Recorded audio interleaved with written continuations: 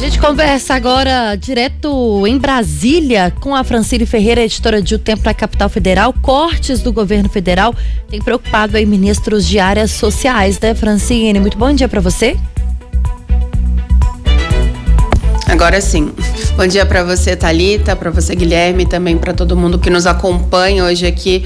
Pois é, a gente viu mais cedo na matéria da Ana Paula Ramos, justamente que desde ontem a equipe econômica do governo, chefiada pelo ministro Fernando Haddad, está aí se reunindo com o presidente Lula e com outros ministros para tentar chegar a um meio termo sobre cortes, porque o governo precisa cortar em despesas obrigatórias, se caso quiser cumprir aí com a questão da meta fiscal, aquele polêmica, o déficit fiscal zero, né, que foi aí colocada como uma das metas de Fernando Haddad, foi criticada e tudo por vários membros, mas no fim ficou ela mesma e é o que o governo está tentando perseguir.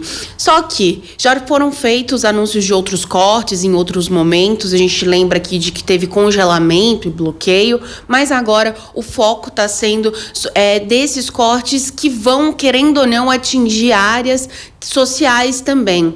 As contas, tanto do ministro da Fazenda, Fernando Haddad, como também do Ministério do Planejamento e Orçamento, que está aí sob o comando de Simone Tebet, estão tentando achar uma forma que as áreas sociais, digamos que ficam menos prejudicadas em todo esse contexto, mas o governo vai ter que cortar. Ontem, na reunião, por exemplo, estavam presentes esse núcleo duro social, vamos dizer assim, como, por exemplo, Camilo Santana, da Educação, Nízia Trindade, da Saúde, a ministra Esther, que comanda aí o Ministério da Gestão, além também de Luiz Marinho, que é ministro do Trabalho. Tudo isso para uma discussão. Então, essa primeira parte foi feita ontem, só que hoje vai ter uma nova rodada de conversa, justamente para tentar saber onde que vai cortar.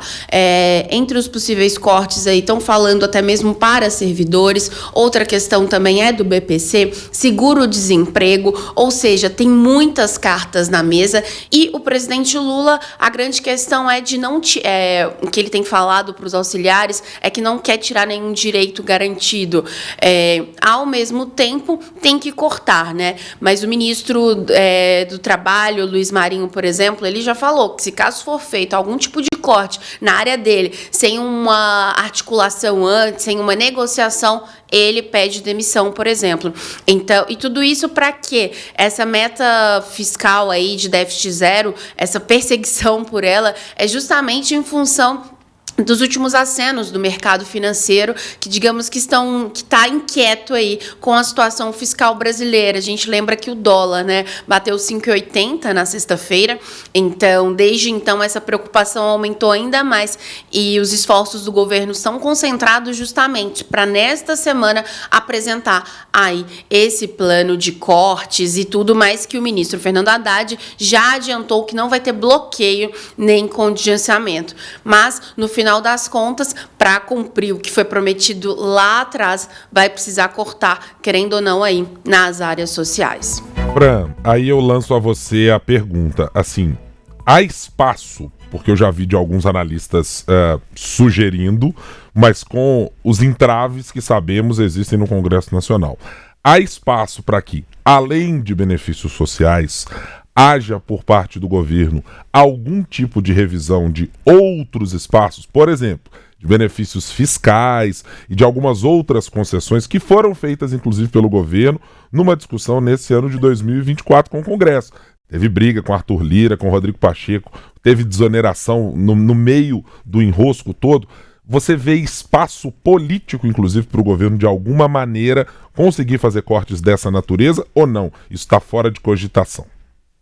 Olha, Brain, se a gente for olhar o cenário político hoje do Congresso Nacional, fica difícil, porque fica difícil para o governo até mesmo aprovar esses possíveis cortes no próprio governo, porque deputados governistas, senadores do PT, PSOL, PV e de outros partidos que formam essa base, também estão se colocando contrários a esses cortes nas áreas sociais, por exemplo. Esse, inclusive, é outro entrave, outra barreira e obstáculo, vamos dizer assim, de Fernando Haddad, porque ele está tendo que conversar com seus pares ali. Por outro lado, lado, o Congresso Nacional não se mostra, nesse momento, preocupado com isso ou aberto a esse tipo de mudança. Como você bem citou, né, a gente viu durante esse ano, pelo contrário, movimentações do Senado e da Câmara gerando mais gastos, né, para os cofres públicos. Teve uma briga, inclusive, com o presidente Lula e com o ministro Fernando Haddad sobre isso. E eu coloco aqui um outro ponto na mesa, inclusive, que é sobre aquele projeto da dívida dos estados com a União, né, que a gente já vem falando há muito tempo aqui, que também, nesse momento, se embola um pouco, porque o Congresso quer aprovar isso, né, pretende aprovar aí, mas pode pegar um pouco os planos aí de Fernando Haddad. Preocupa, né, uma vez que, quando a gente fala de renegociação, ele está falando de arrecadação que vai ficar para depois, mas como não está entrando nada mesmo, né, nos cofres do governo, fica um pouquinho menor.